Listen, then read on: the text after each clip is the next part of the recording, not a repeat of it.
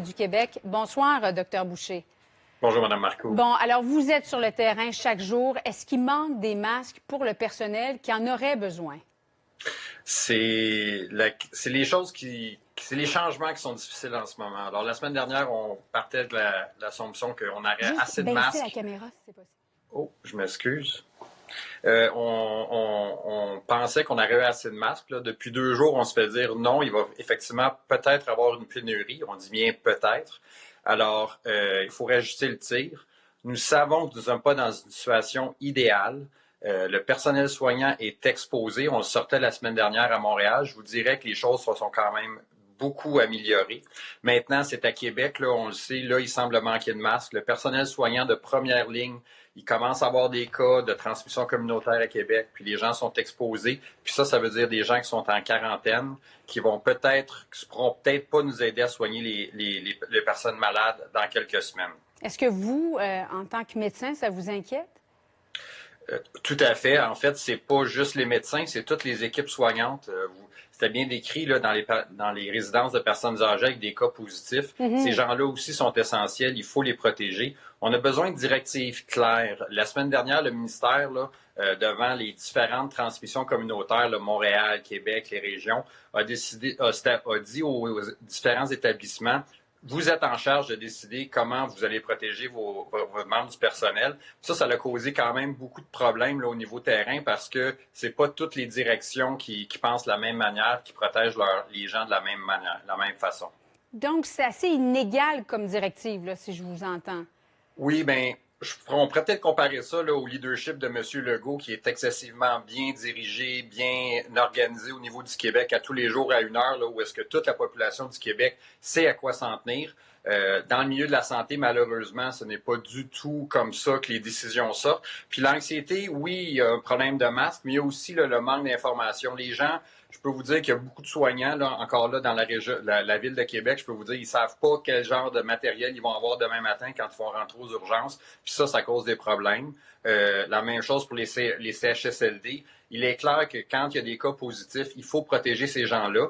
Ça, c'est dans un contexte où est-ce que malheureusement, on va peut-être manquer de matériel, on n'espère pas, mais c'est sûr que c'est ça qui met un bémol là, à toutes les décisions. Puis c'est pour ça qu'on a besoin d'avoir un message clair, central, qui rallie tout le monde de la santé, parce qu'en ce moment, c'est très différent.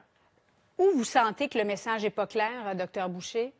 La semaine dernière, je pense que tout le monde a réalisé, tous les plans qu'on avait faits étaient pour toute la province. Puis on a réalisé la semaine dernière que ce n'était pas le cas. Donc Montréal, l'Estrie, on est beaucoup en avance là, en termes de transmission communautaire.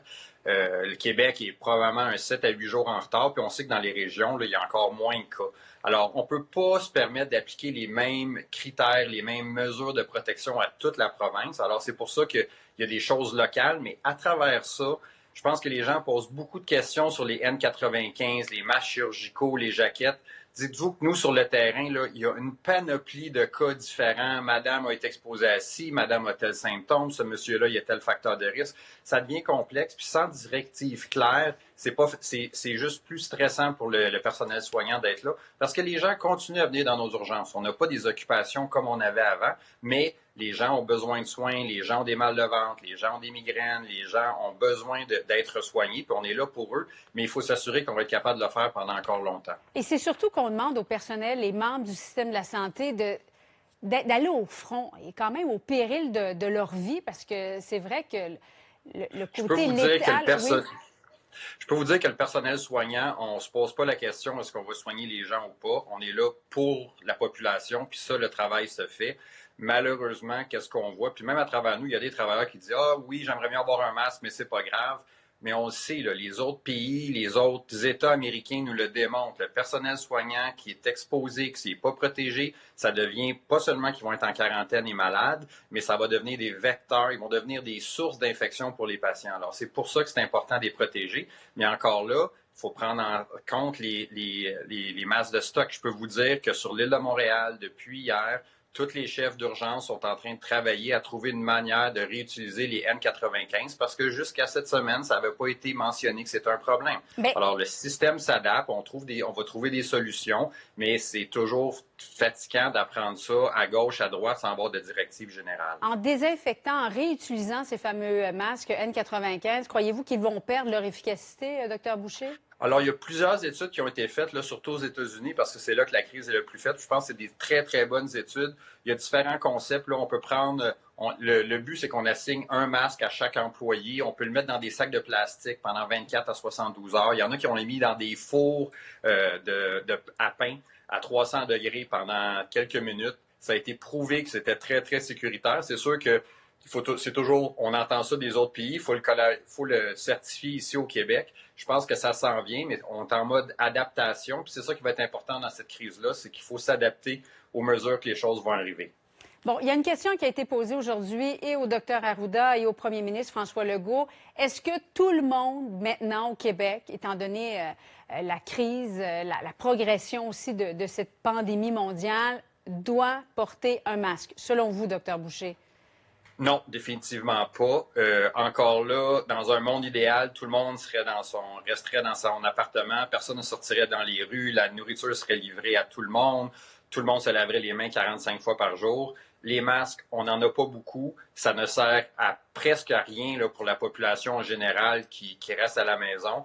Il faut savoir que même nous, dans le milieu de la santé, la période la plus critique du masque, c'est quand on l'enlève. C'est là qu'on se contamine. Puis là, il faut bien se comprendre. Là, on a beau porter un masque pendant 3-4 heures, si juste en me passant les doigts sur les côtés des oreilles, j'accroche partout, puis je me mets des petites particules partout dans le visage, le masque n'a pas été bénéfique à aucun niveau. Docteur Boucher, j'aimerais ça qu'on écoute ensemble la réponse du docteur Arruda, parce qu'il y a un journaliste qui lui a posé la question suivante. Est-ce qu'on doit les fabriquer nous-mêmes, ces fameux masques? Réponse du docteur Arruda.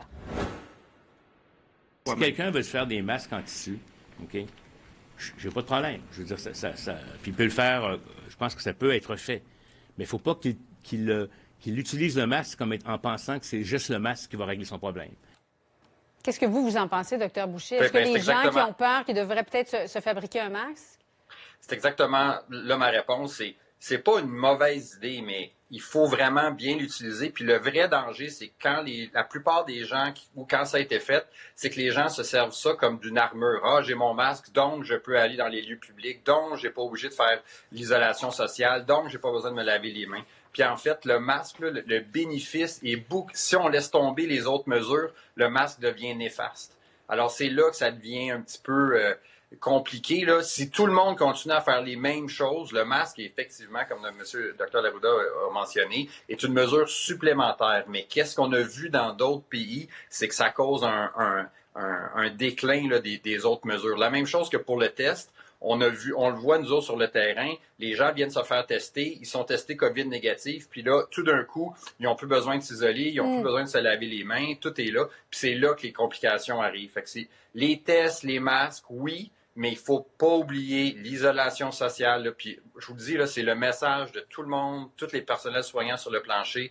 Restez à la maison, isolez-vous, lavez-vous les mains. C'est comme ça que ça va bien aller sans cette crise. C'est ça qui fonctionne le mieux partout à travers le monde. Et en terminant, Dr Boucher, 4162 Québécois positifs aujourd'hui. C'est une hausse de 732 cas depuis les 24 dernières heures. Quand est-ce qu'on va ressentir les effets de cette hausse, selon vous? Donc, les symptômes, là, c'est un petit peu la règle du 5-5-5, 4-4-4, dépendamment qui vous lisez. Là. Donc, 5 jours après avoir été exposé, vous commencez à avoir des symptômes. 5 jours plus tard, vous pouvez avoir des complications. Puis là, 5 jours après, les choses vont mieux ou vous vous ramassez à l'hôpital. Alors, il y a toujours un délai là, entre les symptômes puis les cas graves. Nous, c'est vraiment... Oui, on parle beaucoup du 4000. Nous, qu'est-ce qui nous intéresse, c'est les hospitalisations puis les cas critiques aux soins intensifs. C'est ça qui est partout dans le monde qui a causé des problèmes. C'est pour ça qu'on se prépare. C'est pour ça que le système est en train de s'adapter. C'est pour ça que toute l'organisation des soins est faite. Puis que ça soit positif ou négatif, c'est pas la fin du monde, mais c'est les cas compliqués pour lesquels on travaille très fort. Donc, le pic de tout ça, et on va le ressentir dans notre réseau de la santé après Pâques, selon vous, Dr Boucher? Il faut comprendre là, les termes. Il y a 2 choses importantes. Il y a le début de la vague qu'on appelle, là, où est-ce que là, il va y avoir beaucoup plus de gens qui vont venir à l'hôpital pour des soins de COVID, là, des problèmes à respirer. Ça va arriver d'ici quelques jours, on pense. Encore là, ça, c'est la région de Montréal. À Québec et dans les régions, ils ont probablement encore presque 2 semaines. Le pic en tant que tel, là, c'est quand ça va arrêter qu'on va commencer à diminuer le nombre de nouveaux patients qui vont venir dans les urgences, ça va prendre quelques semaines. Ça prend quelques semaines après le début de la vague. Alors, il faut bien comprendre les gens, là, on ne s'attend pas à ce que tout aille pas bien la semaine prochaine, mais c'est sûr qu'on va être beaucoup, beaucoup plus occupé. Puis une fois qu'on est occupé, c'est là que le système va se saturer. Puis quand il va devenir saturé, c'est là que ça va devenir très critique. Docteur Gilbert Boucher, qui est avec nous, président de l'Association des spécialistes en médecine d'urgence du Québec. C'est toujours très éclairant de vous entendre, Docteur Boucher. Merci beaucoup et au plaisir. Merci, Mme Marco. Merci, au revoir.